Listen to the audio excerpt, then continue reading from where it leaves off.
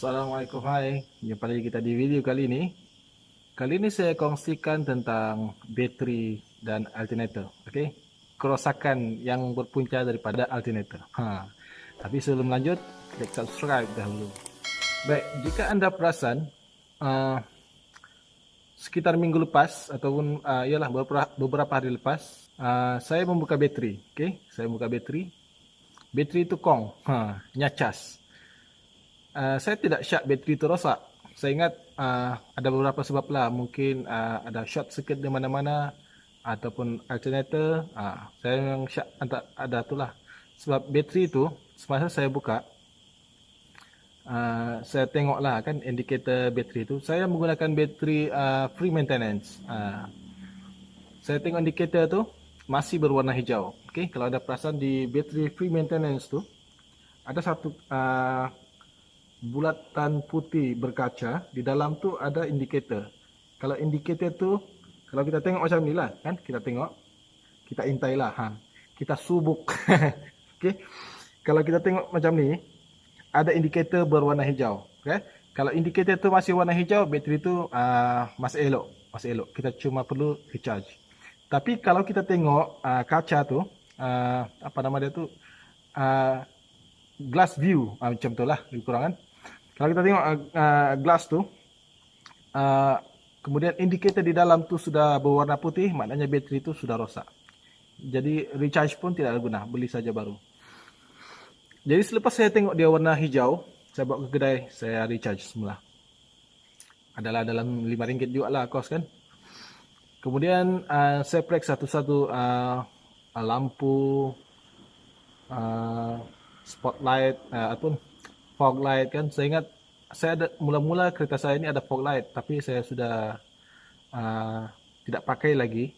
Saya ingat saya takut ada short circuit lah di harness tu kan. Harness tu saya lekat di body, tapi tidak ada apa-apa kesan ataupun tanda short circuit di sana.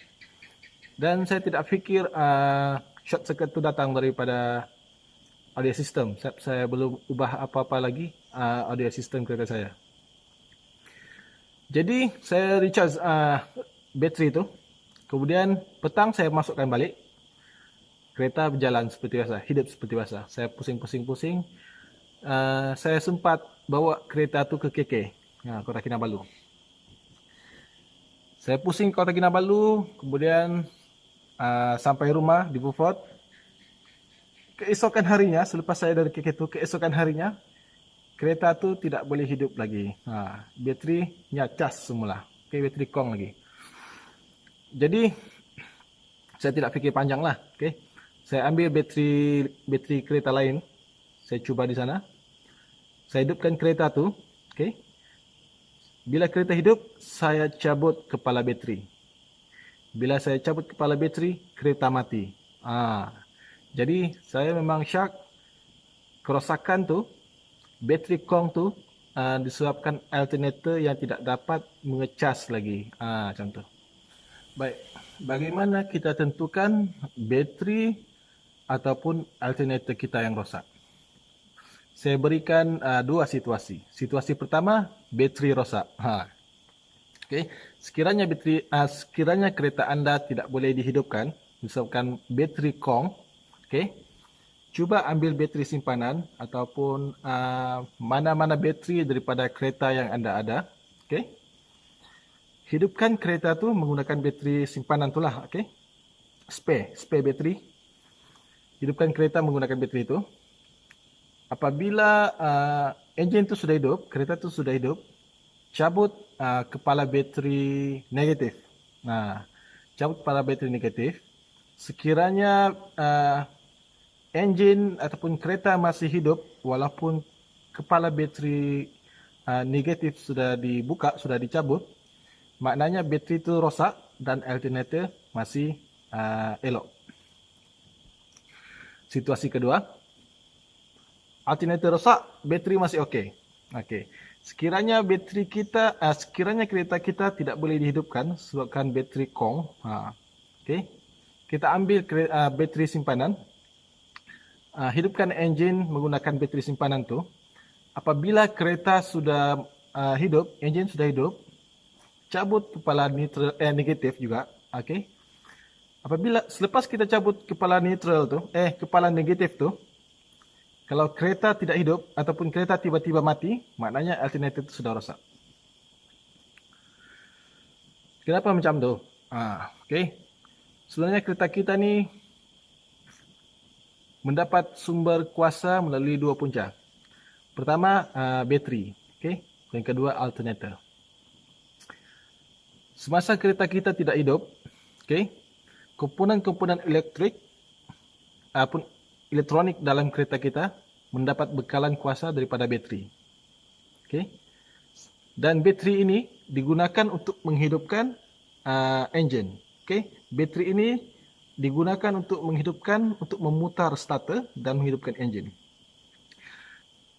Selepas enjin kita hidup, enjin kita berpusing, alternator akan mengambil alih tugas membekalkan kuasa elektrik kepada keseluruhan sistem dalam kenderaan kita. Tanda-tanda kerosakan alternator yang biasa kita jumpa, bateri kong. Okey, kenapa macam tu? Sebenarnya alternator ni adalah penjana elektrik, okey? Penjana elektrik, dan elektrik yang dijana oleh alternator ini akan dibekalkan untuk keseluruhan komponen elektronik di kenderaan kita, dalam kenderaan kita. Dalam masa yang sama dia juga mengecas bateri yang kita ada. Okey, jadi dia berputarlah. Okey, bateri menghidupkan enjin, enjin memutar alternator, okey, disambung dengan belting kan, okey. Alternator mengecas elektrik, alternator menghasilkan elektrik, dan elektrik itu akan mengecas bateri dan juga akan menghidupkan komponen-komponen elektrik dalam kereta kita. Di depan aku ini sebenarnya ada biji alternator. Okey, inilah dia alternator tu. Hari itu ada kawan cakap, ada kawan tunjuk dalam WhatsApp group yang ni rosak. Lepas tu di dalam ni ada karbon. Kalau karbon tu habis, arus pun tidak dapat dihantar ke bateri dan bateri tidak dapat dicas. Okay. Ini konektor untuk ataupun termination untuk ke bateri. Dan biasanya, bukan biasanya, dalam ni ada coil. Coil ni jarang rosak lah, okay? Sebab, yalah, kalau setakat dijana oleh enjin kereta, dipusingkan oleh enjin kereta, coil ataupun gegelung ni jaranglah rosak kan. Sudahlah, pengalir di dalam tu pun besar-besar. Dan di dalam ni ada rectifier. Okey, kalau rectifier rosak juga pun tidak dapat menghantar arus ke bateri.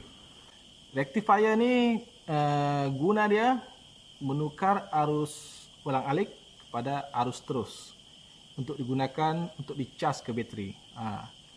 Sebab bateri tidak boleh dicas dengan arus ulang-alik, meletup bateri itu kan. Arus ulang-alik ni current yang kita pakai di rumah. Jadi memang tidak boleh. Untuk bateri dia kena arus terus, tidak boleh arus ulang-alik. Okey. Ataupun direct current. Untuk bateri direct current. Untuk rumah dia alternative current. Sebenarnya alternator ni dia menjana arus alternatif ataupun arus ulang-alik. Itu sebab dia perlukan rectifier untuk menukarkan arus ulang-alik kepada arus terus. Itulah. Jadi antara komponen-komponen yang mungkin rosak di dalam ni adalah rectifier, carbon, dan juga mungkin yang ini. Jadi untuk video kali ini, saya ingat ini saja yang saya dapat kongsikan. Okey, harap bermanfaat kepada anda ataupun kepada siapa-siapa sajalah yang mengalami masalah bateri kong dan alternatif rosak kan. So sebelum anda meninggalkan video ini, sebelum anda meninggalkan channel ini, jangan lupa subscribe bagi yang belum subscribe. Okey, terus, dan terima kasih kerana menonton video saya sampai ke penghujung. Sampai kita berjumpa lagi di video yang akan datang.